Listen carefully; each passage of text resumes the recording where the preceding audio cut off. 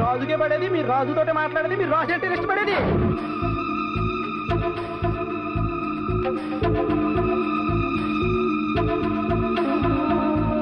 అప్పట్లో వాళ్ళిద్దరే శోభన్ బాబు జయసుద్ అనేవాళ్ళం కదరా.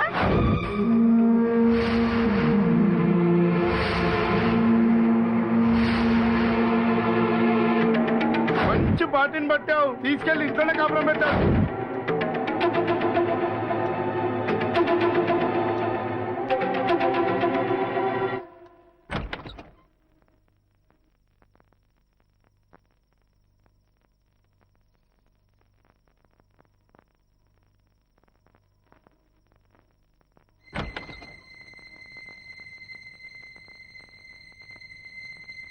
మీతో మాట్లాడాలి.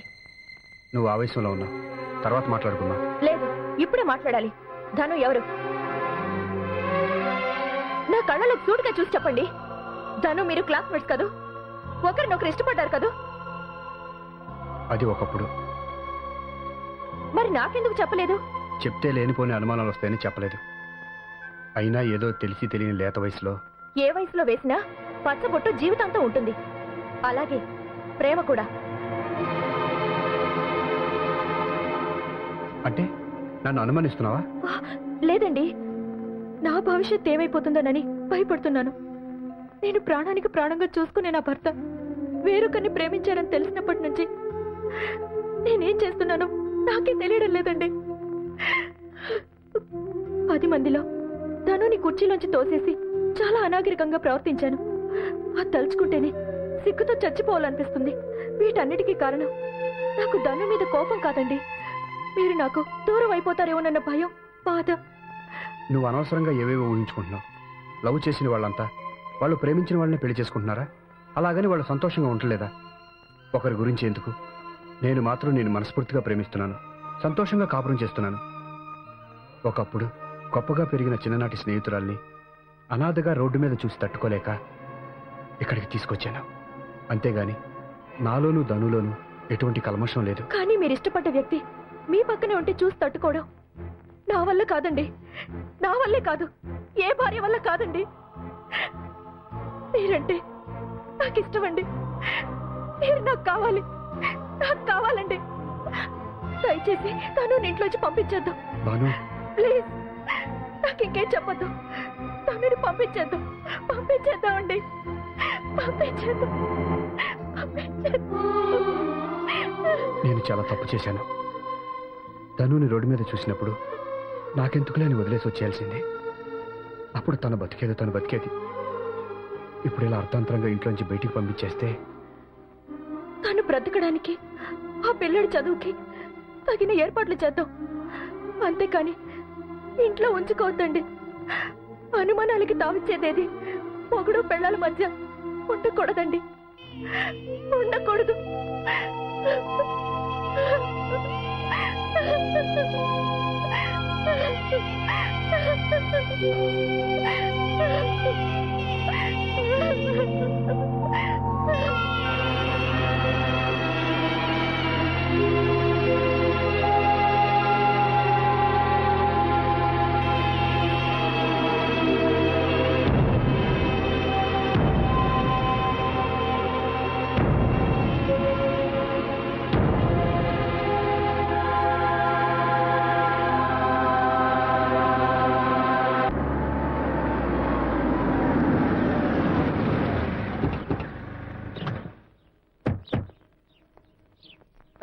ఆ వంటానికి రానే రాడా? ఇంకేం వస్తాడు? నీ దెబ్బకి తట్టుకోలేక అటు నుంచి అంటే పారిపోయి ఉంటాడు. పొమ్మా.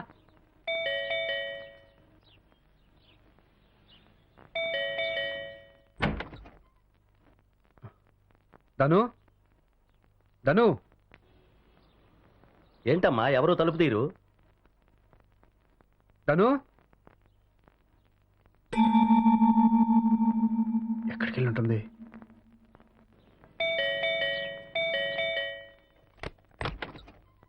ఓ మాంగారు, మీరా? అల్లుడు, మీరు తీశారేంటి? ధను ఏది? అదేనండి చూస్తున్నాను. మీరండి. ధను, ధను. అల్లుడు గారు తలుపు తీయటం ఏంటండి? ధను ఏది? ఎక్కడో పనిలో ఉండి ఉంటుందిలే. అమ్మా, నువ్వు వెళ్ళి స్నానం చేయి. అలాగే. ధను,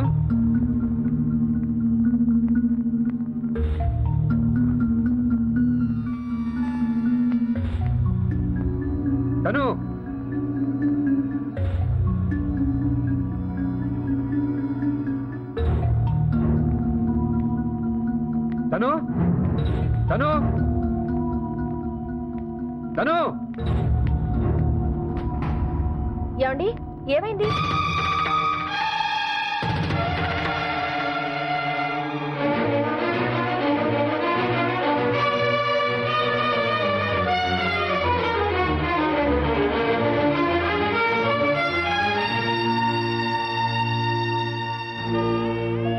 రాజు, నేను నీ స్నేహితురాలైనందుకు సంతోషాన్ని ఇవ్వాలి గాని నీకున్న సంతోషాన్ని పోగొట్టకూడదు. భాను చాలా మంచిది, తెలివైంది. అనుమానానికి తావిచ్చేది ఏది భార్యాభర్తల మధ్య ఉండకూడదని ఆలోచించిందంటే అది నీ మీదున్న ప్రేమ. తన కళ్ళ కంటున్న కాపురాన్ని గాజులా చూసుకుంటుందని అర్థం. నిజం రాజు, ఈ చిన్న విషయాన్ని గుర్తించిన ఏ కాపురమైనా బాగుంటుంది. అలాంటి అమ్మాయి నీ భార్య కావటం నువ్వు చేసుకున్న అదృష్టం. నువ్వు చేయవలసిందల్లా ఒక్కటే, అంత మంచి భార్య మనసు ఎప్పుడూ నొప్పించకు. కష్టాలకు అలవాటైపోయిన దాన్ని. నా మూలంగా మీరు కష్టపడకూడదు. నేను ఆడదానిగా పుట్టినందుకు చిన్నప్పుడు చాలా గర్వపడేదాన్ని, కానీ ఇప్పుడు బాధపడుతున్నాను. నేను మగవాడిగా పుట్టుంటే నీ స్నేహితుడిగా కలకాలం ఉండే అదృష్టం నాకుండేది. నీతో చెప్పకుండా మరోసారి వెళ్ళిపోతున్నందుకు ఈ దురదృష్టవంతురాల్ని క్షమించు. నీ చిన్ననాటి స్నేహితురాలు ధను.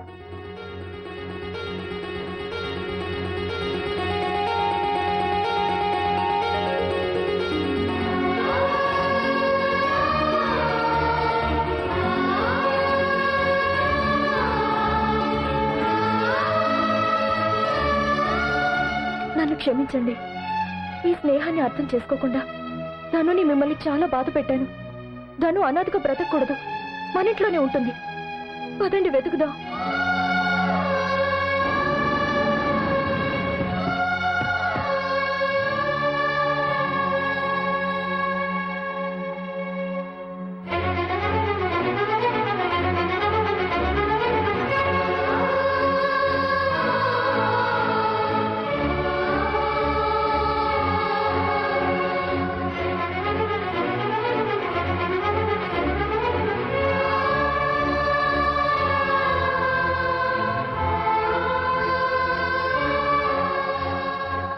నమస్తే సార్. నమస్తే. ఏంటి సార్ బాలుని అలా వదిలేశారు? మీరు బాలు క్లాస్ టీచర్ని. మీరు బాలుని చూసారా? ఈ రోజే అనాథాశ్రమంలో చూశాను. అనాథాశ్రమంలోనా? అవునండి, నేను వారానికి ఒకసారి అక్కడికి పాఠాలు చెప్పడానికి వెళ్తూ ఉంటాను. ఆ పిల్లల్లో బాలుని చూశాను. ఇక్కడికి వచ్చావేంటో అని అడిగితే ఏమీ చెప్పడు. పాపం వాడిని చూస్తే చాలా బాధ కలిగిందండి. అనాథాశ్రమం ఎక్కడ ఉందండి?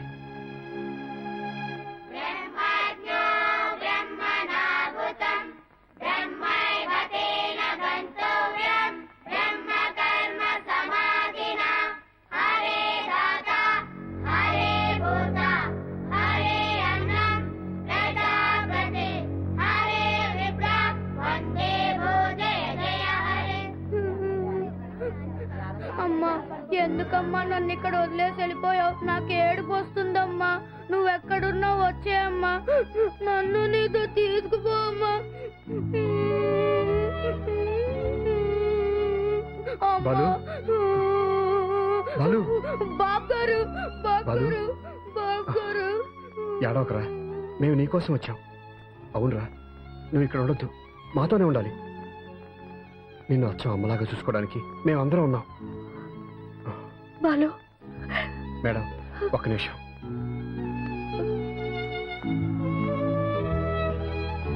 ఈ లెటర్ని బాబు జేబులో పెట్టి ఇక్కడే వదిలి వెళ్ళింది వాళ్ళమ్మ.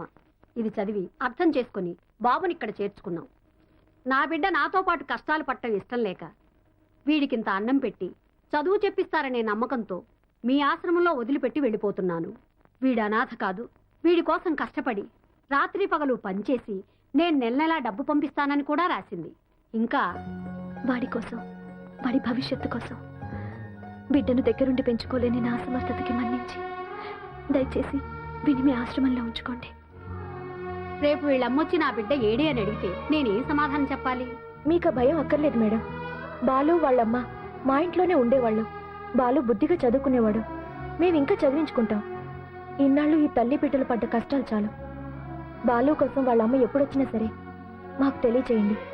మేము వచ్చి ఆవిడ్ని కూడా మా ఇంటికి తీసుకెళ్తాం. బాలు, ఇలా రామ్మా. రానంటే ఎలా? రేపు నీకోసం మీ అమ్మ వస్తే బాబు గారు తీసుకెళ్లారని చెప్పండి. మా అమ్మను కూడా అక్కడికి వచ్చేయమనండి.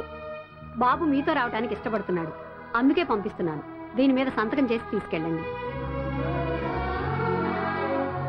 అమ్మమ్మకు తాతయ్యకు టాటా చెప్పు. బాయ్ బాలు. టాటా నాన్నా.